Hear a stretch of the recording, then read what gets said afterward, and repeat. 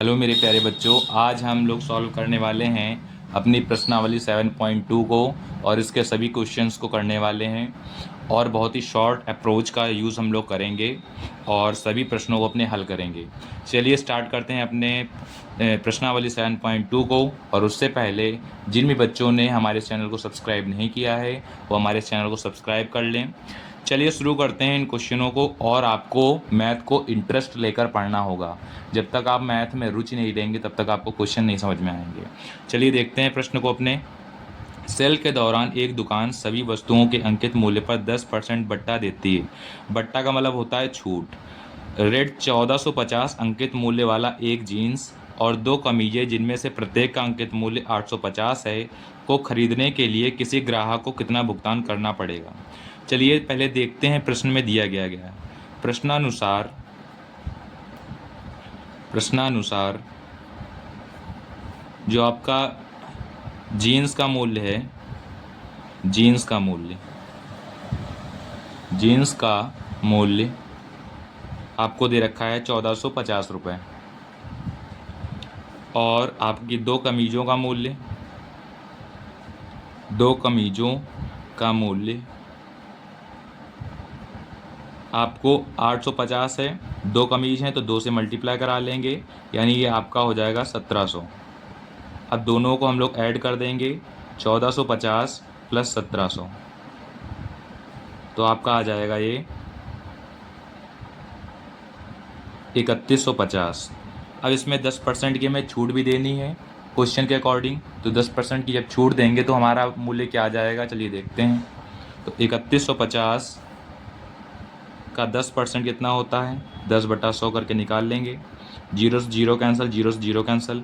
315 रुपये की छूट दी गई है, तो 3150 में हम लोग क्या कर देंगे, 3150 में माइनस कर देंगे 315, तो हमारा आंसर क्या आएगा, 10 में 5 गए 5, 4 में 1 गया 3 और 11 में 3 गए तो आपका आएगा 8 और ये आपका 2 बचेगा यहाँ, तो 2835 रुपीज़ आपका आंसर होगा।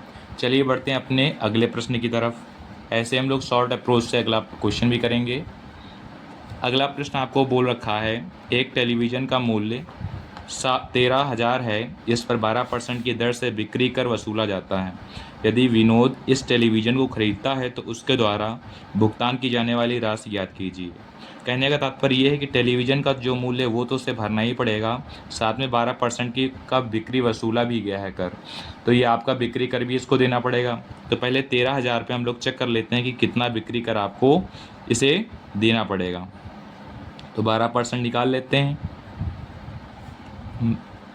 13 का 12 से मल्टीप्लाई कराएंगे, 12 3 36, 6 3 कैरी, 12 1 12, 15 1 0, 1560 रुपये आपका ये बिक्री कर आ गया।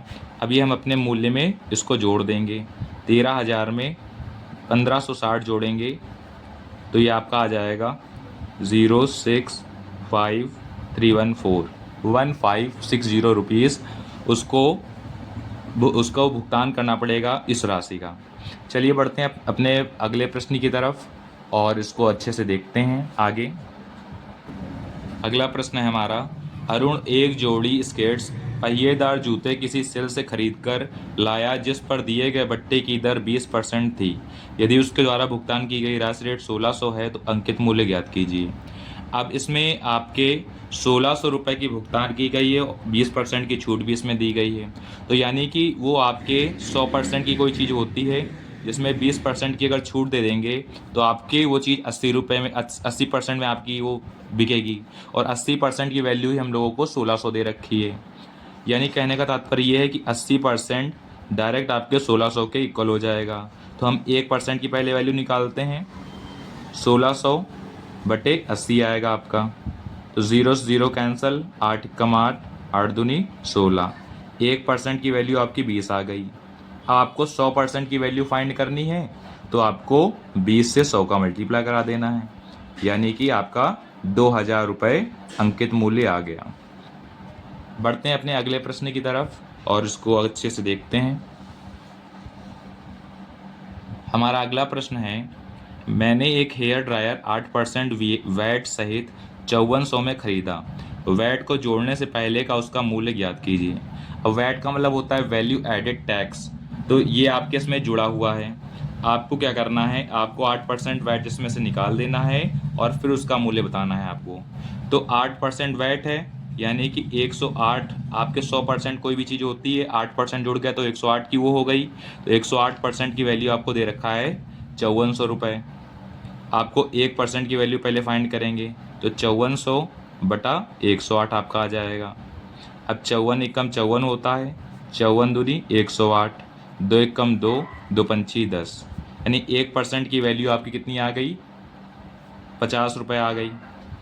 और 100% की वैल्यू में फाइंड करनी है तो आपकी 50 का 100 से मल्टीप्लाई करा देंगे, यानी कि 5000 रुपये आपका आंसर हो गया। बढ़ते हैं अपने अगले प्रश्न की तरफ। हमारा आखिरी प्रश्न है आज का। कोई वस्तु 18% जीएसटी सम्मिलित करने के बाद 1239 में खरीदी गई है। जीएसटी जोड़ने से पहले का उसका वस्तु का मूल्य ज्ञात कीजिए। तो 18% जीएसटी जोड़ी गई है, यानी कि कोई चीज़ आपकी 100% थी पहले, 18% जीएसटी हो गई, यानी 118% की वैल्यू हो गई आपकी, और वो आपको दे रखी है 1239 रुपये के बराबर।